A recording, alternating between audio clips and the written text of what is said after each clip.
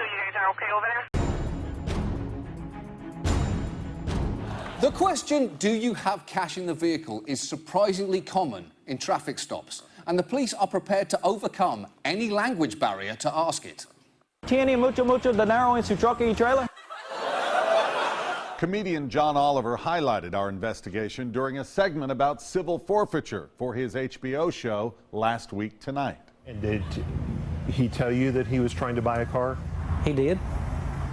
But you did not include that in your report.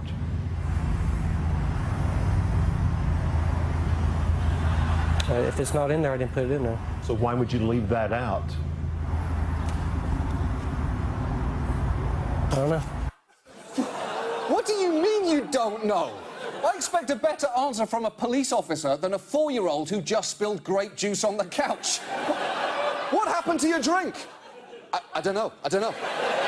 In a more serious take, producers of the CBS hit drama The Good Wife confirmed that they also drew upon our investigation for inspiration for an episode that dealt with civil forfeiture. Specifically, it was our discovery that one agency was making 10 times as many stops on the so-called money side of the interstate.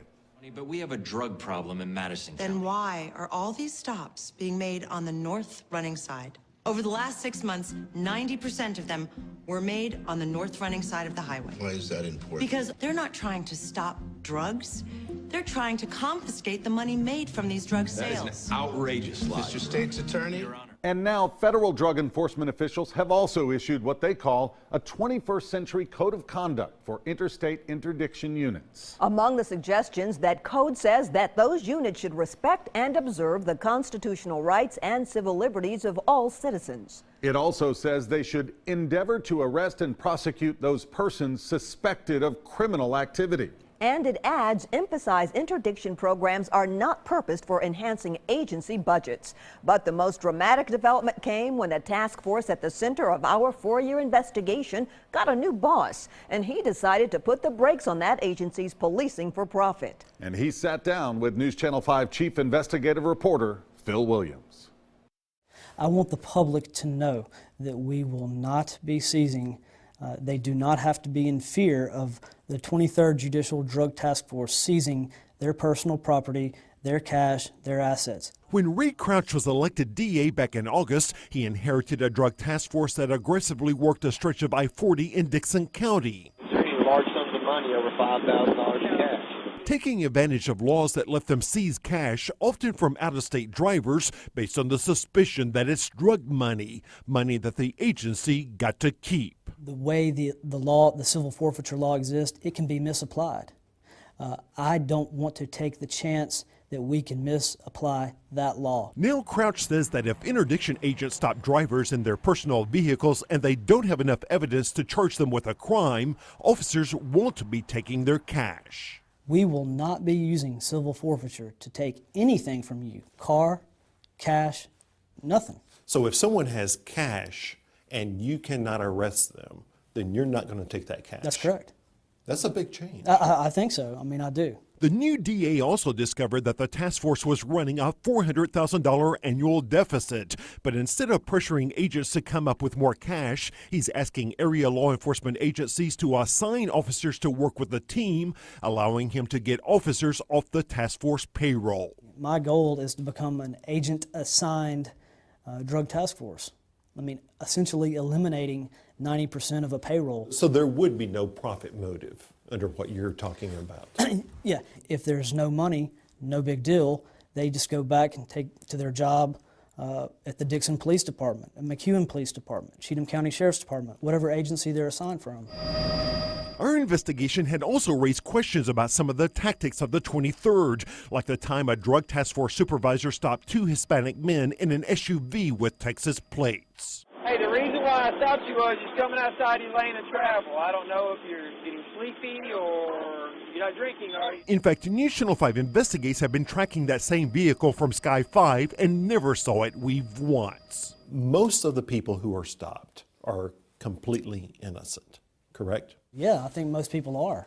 Yet it sometimes seems like the interdiction agents treat it like a game. Would there be any reason why we might have received a phone call and been told that we were transporting a large amount of cash? manipulating citizens to see if they can get them to consent to searches. Play it off like he's one of us. Hey man, if you do me a favor, if I get another search out of the way, I get to go we want. Do you understand how these innocent people must feel when they go through this? I can't personally say I know how they feel. I wouldn't want to be that person.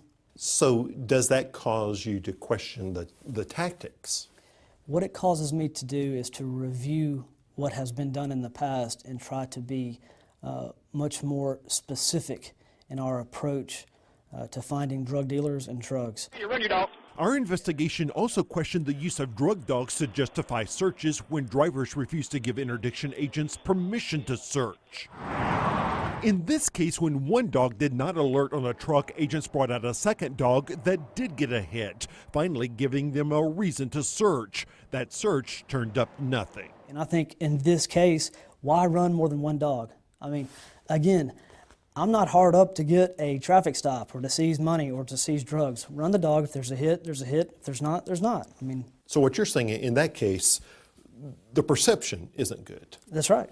The snapshot of running two dogs around a car, it's not a good perception. We're going to avoid that. We're not going to do that. Most importantly, Crouch says he wants everyone who works for him to remember that it's called a drug task force for a reason.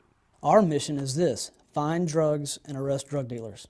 I don't care if we never hit another cash load at all. My theory is that if you work the drugs, everything else will fall into place. Look for drugs, look for drugs, look for drugs. In 2013, Tennessee lawmakers did pass a compromise that gives policing for profit victims the ability to more quickly get their case before a judge. But two unlikely allies, the conservative-leaning Beacon Center of Tennessee and the ACLU, have now teamed up to push a bill during the upcoming legislative session that goes even farther. So first and foremost, we need to have adequate reporting. We need to understand what is happening in the state. We need to collect the data. Local law enforcement needs to be more transparent so that every time property is seized, there is a record.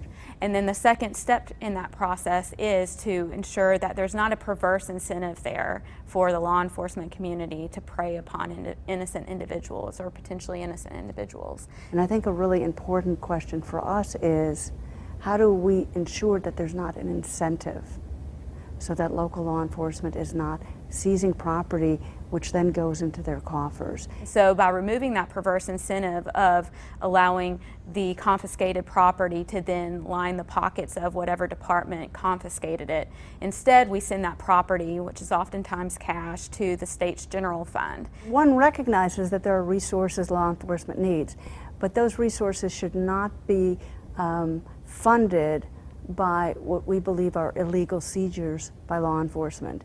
And there's no question that if you divert those funds to the general fund, then that incentive will not be what might be motivating law enforcement. Of course, we'll keep an eye out as the debate continues. And as always, thanks for watching as News Channel 5 investigates.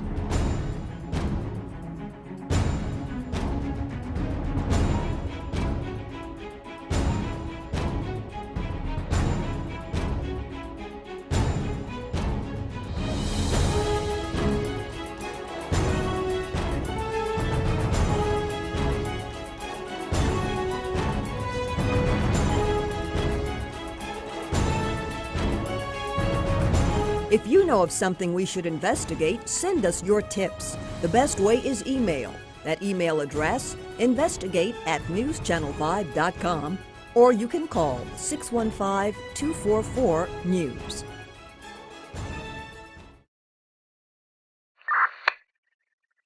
User, not need one.